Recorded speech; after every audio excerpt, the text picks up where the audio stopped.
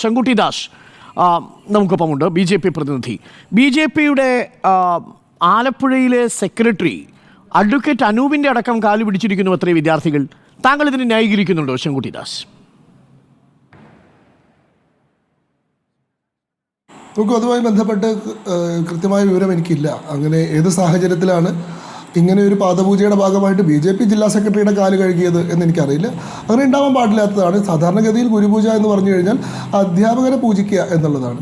എന്നാൽ ഇത് കേട്ടുകേൾവില്ലാത്തൊരു സംഭവമാണ്, കേരളത്തിൽ ഇന്ന് വരെ പതിവില്ലാത്തൊരു സംഭവമാണെന്ന് പറഞ്ഞു കഴിഞ്ഞാൽ അത് ശരിയാണെന്ന് എനിക്ക് അഭിപ്രായമില്ല.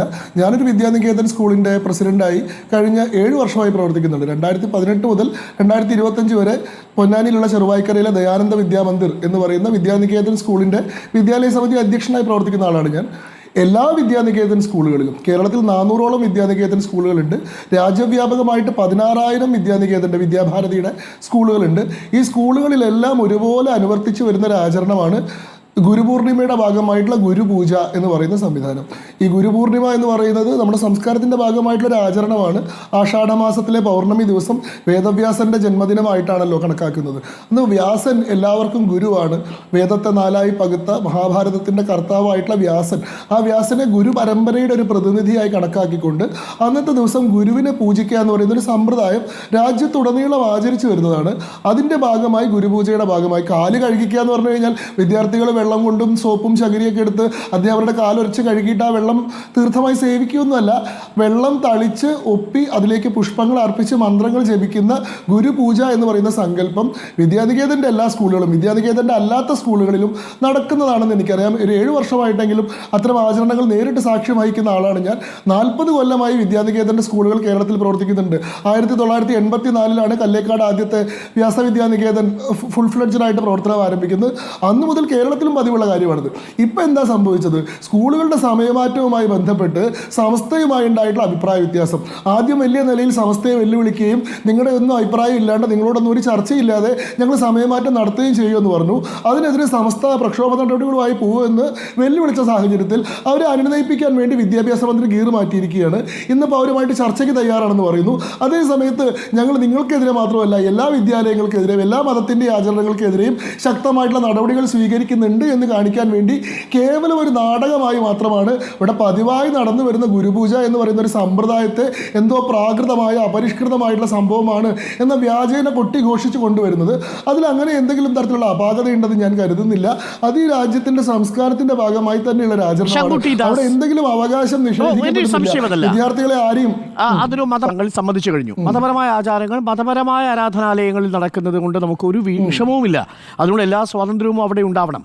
അവിടെ ഈ പറയുന്നതൊക്കെ ആവാം. പക്ഷേ ഒരു സ്കൂളിൽ ഇത് നടക്കുമ്പോൾ മതേതര പ്രകാരം അധ്യയനം നടക്കേണ്ട ഒരു സ്കൂളിൽ അധ്യാപകൻ്റെ കാൽ തൊട്ട് വന്ദിക്കുക മാത്രമല്ല കാൽ കഴുകി പൂജ ചെയ്യുക എന്ന് പറയുമ്പോൾ അത് ആ കുട്ടിക്ക് കൊടുക്കുന്ന ഒരു സന്ദേശം എന്തായിരിക്കും? ആ അധ്യാപകൻ ഏത് തരത്തിലുള്ള അധ്യാപകനാണെന്ന് നമുക്ക് ഊഹിക്കുക സാധ്യമല്ല. ഗുരു എന്നുള്ളതിൻ്റെ മൂല്യസങ്കല്പങ്ങൾക്ക് അടിസ്ഥാനപ്പെടുത്തിയല്ലോ നമ്മൾ ആ ആശയം കൊണ്ടുവരുന്നത്. അവിടെ വന്നിരിക്കുന്ന വിദ്യാർത്ഥി ഫീസ് കൊടുത്തല്ലേ അവിടെ പഠിക്കാൻ വന്നിരിക്കുന്നത്? സൗജന്യമായിട്ട് അധ്യാപകൻ പഠിപ്പിക്കുന്നതാണോ ശങ്കു?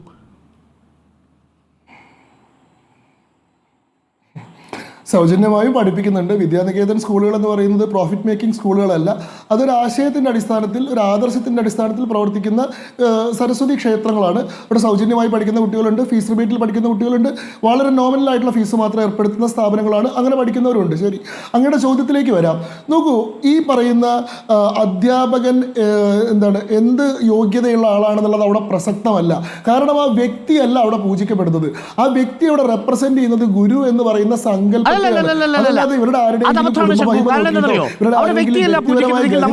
പ്രസക്തിയില്ലായിരുന്നു. കാരണം എന്താണെന്ന് വെച്ചാൽ അവിടെ ഇപ്പോൾ സാങ്കല്പികമായി ഗുരു പൂജ വെച്ച് അല്ലെങ്കിൽ വേദവ്യാസൻ്റേത് എന്ന പ്രതീകാത്മകമായ അദ്ദേഹത്തിന്റെ ഫോട്ടോയ്ക്ക് മുന്നിൽ പൂജ ചെയ്യുക താല്പര്യമുള്ള ഹിന്ദുമത വിശ്വാസത്തിൽപ്പെട്ട വിദ്യാർത്ഥികൾക്ക് അത് ചെയ്യാം, തരക്കേടില്ല. കാരണം നിലവിൽ നിയമം അത് അനുവദിക്കുന്നുണ്ട്. ഭരണഘടനാ പ്രകാരം അൺഎയ്ഡഡ് സ്കൂളുകളിൽ മതപരമായ പഠനങ്ങൾക്ക് വേണ്ടിയോ അതല്ലാതെയോ ഒക്കെ രൂപീകൃതമായ സ്കൂളുകളിൽ അത് അനുവദിക്കാം.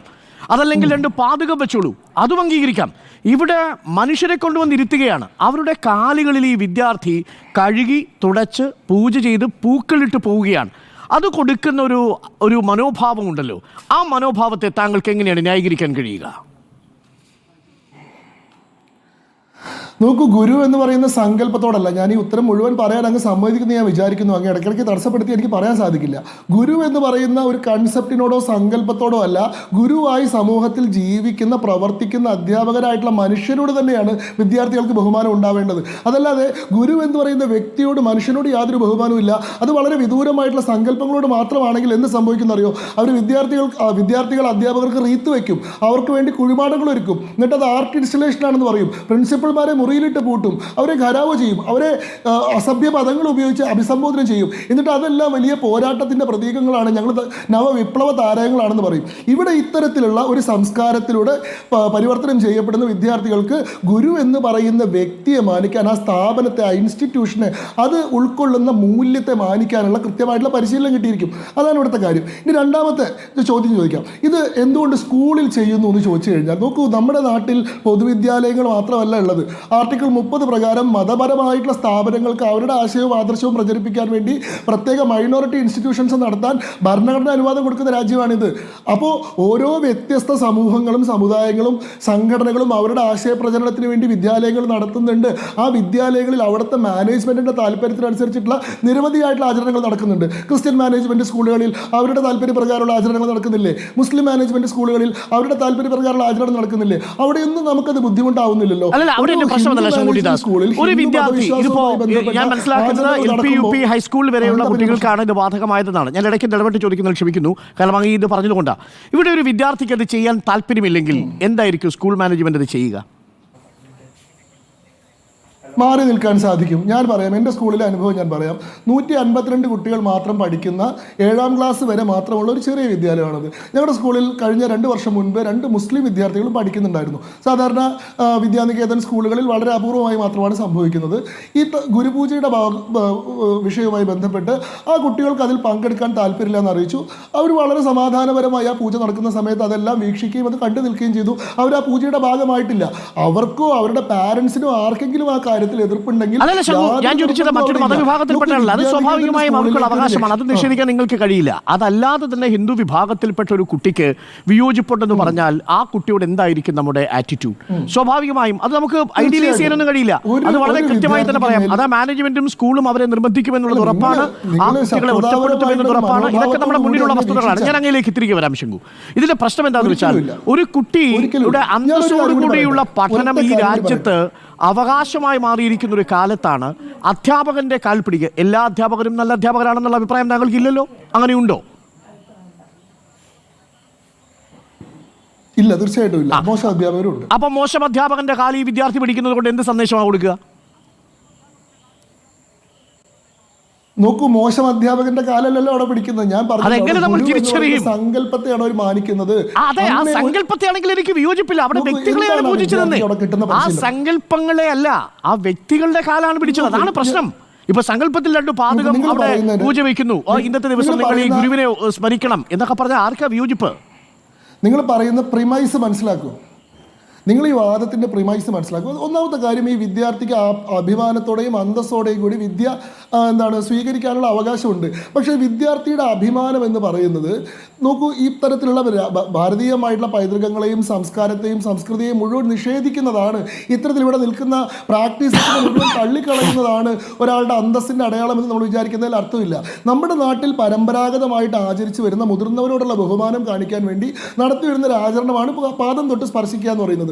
അത് അവർ നമുക്ക് തരുന്ന വാത്സല്യത്തിനും കരുതലിനും പകരമായി നമ്മൾ അവർക്ക് കൊടുക്കുന്ന സ്നേഹത്തിന്റെയും അല്ലെങ്കിൽ ഒരു ആദരവിന്റെയും ഒക്കെ പ്രതീകാത്മകമായിട്ടുള്ള ഒരു ആംഗ്യവിക്ഷേപമാണ്.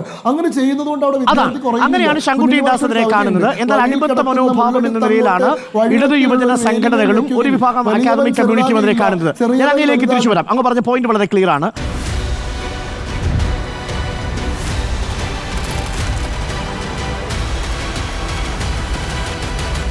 Debate with Dr. Arun Kumar.